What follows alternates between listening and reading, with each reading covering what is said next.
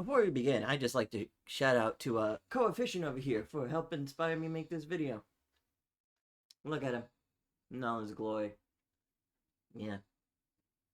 I would. You see, recently he did this whole thing where he pretended to, like, make an MMO his job and work, like, 9 to 5 sort of thing. And I had recently lost my job, so...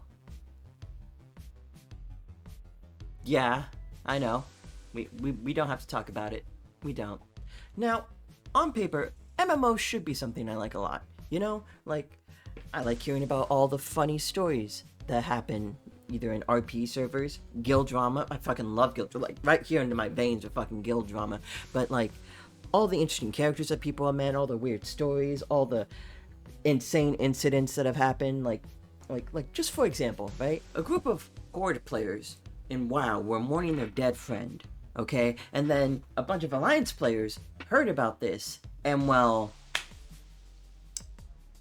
they saw an opportunity to really ruin some people's days really badly. Now, aside from terrible people doing terrible things, another thing I like about MMOs is the concept of, like, raids and dungeons. You know, I like learning about the interesting mechanics and, like, you gotta take this buff and put it over here and do this, and then you gotta take it, then you gotta debuff, and you gotta, like, go over here to, like, cleanse the stacks of that debuff before that, then you gotta do that in between every, like, DPS phase and all that stuff. It's really interesting to learn about. Doing it, on the other hand, is a completely different story. Fuck planets, okay? Fuck planets. All my homies hate planets. Now, some people are gonna say, you can't really hate MMOs if you've, like, played a lot of Destiny 2, and to be fair, there are streams up here of me playing Destiny 2, and I've had a pretty okay time with it. Of course, saying it's an MMO is gonna trigger some people, and some people are gonna be like, well, MMOs look like this, and Destiny 2 looks like this. So these are two separate things entirely, and both sides will go back and forth. One side will say, hey, you kind of hit all the check marks, buddy. Raids, dungeons, overworld events, all this stuff. You know, you hit almost everything. PvP that nobody likes but is kind of forced to play if they want to get good gear. All of it. Just right down the line. You've hit all of it. And I hear you. I do. I hear both sides. Right? But I just have one question. Is there like a dedicated ERP server in Destiny 2? I rest my case. And you know, some people are gonna hit back with like, well, stuff like that doesn't go on in like Toontown Online or like Club Penguin, right? And to that I say, it does. It just goes by a different name. Child group. But back to the main point. I think Destiny has like one of the things that probably drives me away from MMOs, and that is how much it fucking costs to play. Like, on top of just buying the game's free to play now, but like, assuming that you bought the game when it first came out, you also have a bunch of DLCs that are now gone, so if you paid for those, sucks to suck. You have an expansion pass that you have to buy now with like 3 DLCs, and one is like just barely hanging on by a thread of it actually having anything for you to do in terms of content in it. That one's like this close to just being ripped out from the game, right? They only keep it around because they do stuff on the planet that came with that DLC. And all the season pass stuff, and you gotta buy individual little dungeon keys in order to go into dungeons and stuff. It is a whole shit show of like the amount of money. Oh, and to do seasonal content, to do seasonal stuff, you have to pay money to do that as well. It is a money pit and a money sink. And that's probably one of the biggest reasons I don't really fuck with MMOs. Obviously. And like, the combat never really like clicked with me, you know? Like, obviously there's like a few exceptions to the rule. Destiny 2. Yeah, I know I defended it earlier, but like, come on. But like, Black Desert Online kind of seems like they also do a different thing there, so that's pretty cool, but like, these are exceptions. Most times, from what I've seen, MMOs are usually like, you have this massive axe that should cleave anyone in half, right? And assuming like this tiny little wolf or like goblin is like roughly your level, you're gonna do this massive death swing on it, and it's just gonna go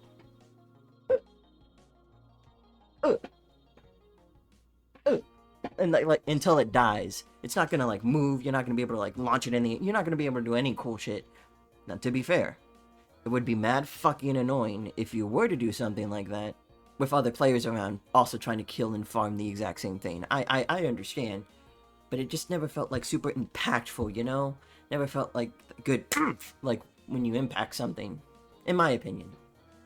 But it's been years since I played MMOs. Maybe they've grown, maybe they've changed, maybe I will come around to it. Maybe I'll get it, you know? Could be a fun time. I mean, if I'm being honest, the earliest MMO I probably played was Toontown Online. Then maybe Club Penguin. Then Pirates of the Caribbean Online. And a little bit of DC Universe, but that's only because I had a friend who played it. And then I wanted to be a guy with a gun, but apparently you gotta pay money to be the guy with the gun. Now, with all of that being said, it's time to jump into one of the most popular MMOs currently on the market to see if my mind can't be changed. And I mean, based off all the things I was talking about earlier, the choice seems rather obvious. Oh, hey, boy. You're going a little nutty over there. You good? Okay. As long as you're good. Oh. Good boy. It's Final Fantasy XIV, by the way. Like, after those stories, did you really think I was gonna touch WoW with a 10-foot pole? Like, not even WoW players want to play WoW anymore. Okay, wait. To be fair, WoW players will play WoW on the condition that it's an older version of the game and that it's on hardcore mode. That is the only thing that's still pumping any form of life into that game. And I'm pretty sure they're still messing that up somehow. Easy there, bud. You look like you're gonna fall off the bed. Before we begin, let's set some ground rules. Number 1, I must beat the game. Whether I like it, hate it, I'm gonna keep going till this game is beaten. Or at least the base game is beaten, you know? Like, I'm not doing all the DLCs if I don't really like the game, but you get the idea. Number 2, must complete every quest I come across, because that's just something I would do naturally.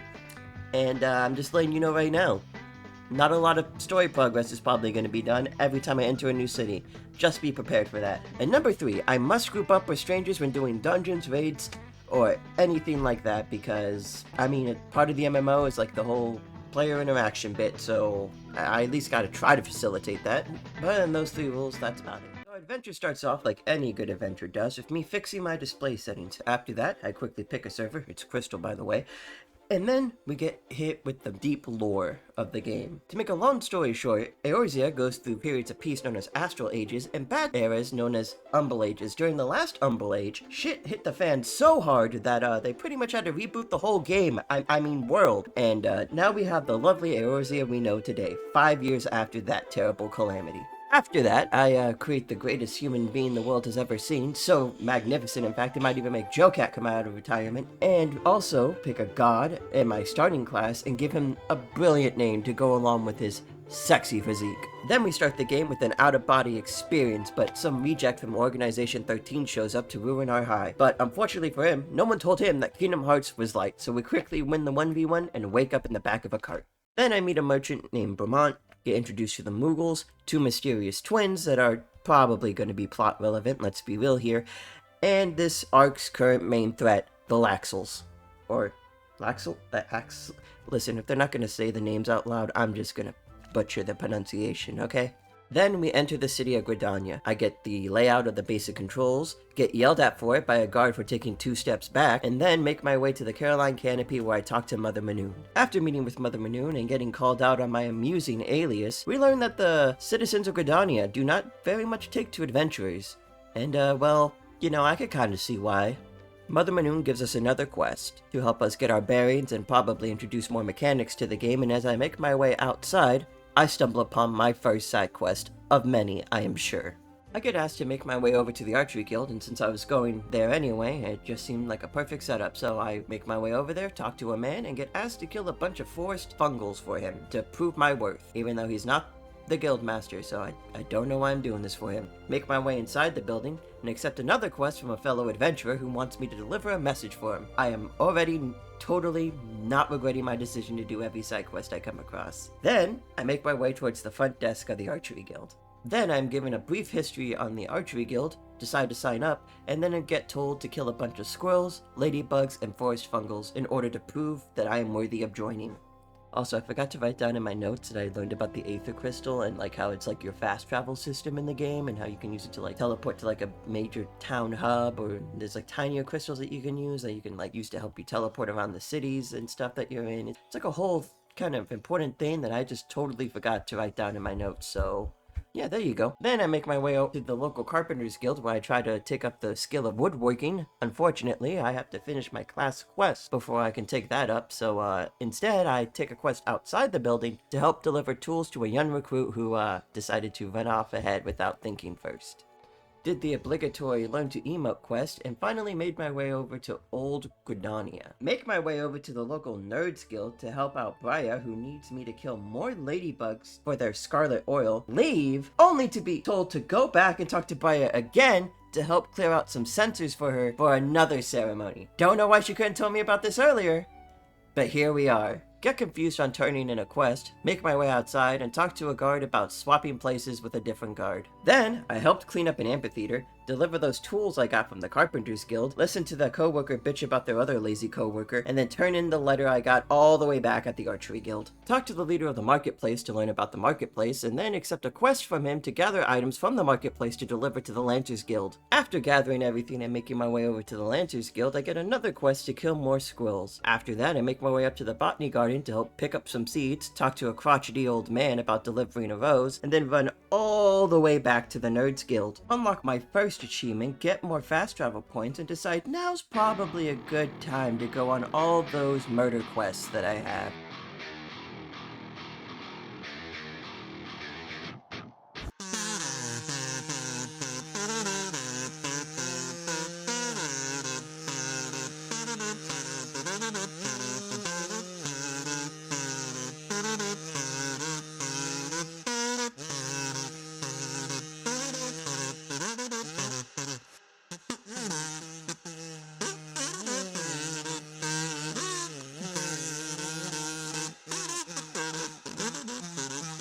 Make my way back to the Caroline Canopy, only to see that Mother Manoon hasn't spawned in yet, so decide to go over to the Archery Guild instead to turn in some other quests that I have.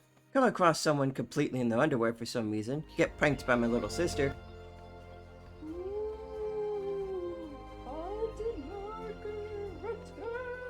The trilogy! Haunted pen!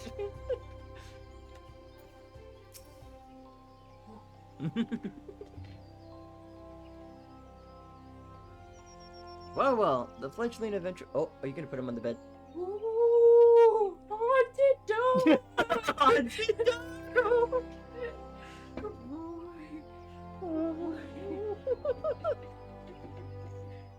Now you go, boy. And then learn about the options menu after turning in the first murder quest.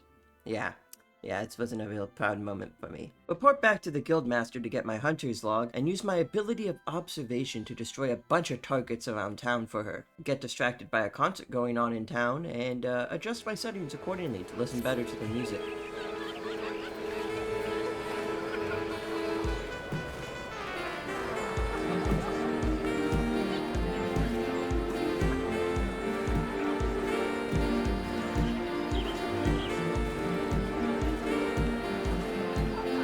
Then get reminded that the server's going into maintenance in an hour or so, and then really haul ass to get the last of those targets. Go back to the Archery Guild and get another quest to kill more things. This time, plants and monkeys. Then turn in the Squirrel quest for the Lancers Guild, then head on over back to the Nerd Guild to turn in those quests while I'm at it, and then make my way over to do what the Archery Guild asked of me. Work on my hunting log just a little bit, only to get sidetracked by more quests, such as delivering a sack of manure, killing some flies for some scared chocobos, and cleaning up some road signs for some people who are just too lazy to do it themselves. Kill a bunch of more innocent forest creatures, and then make a wrong turn at Albuquerque and immediately head on out of there. Accidentally trigger a boss while killing some plants, and tactically retreat, clear off some stones and turn in the bug quest, accept a quest to fight more monkeys, but decided to return to the archery guild to turn in those quests because they were starting to get pretty late, and learned that I was being followed the entire time. Add Savari's name to my hunting log, and then end the night off by listening to a concert.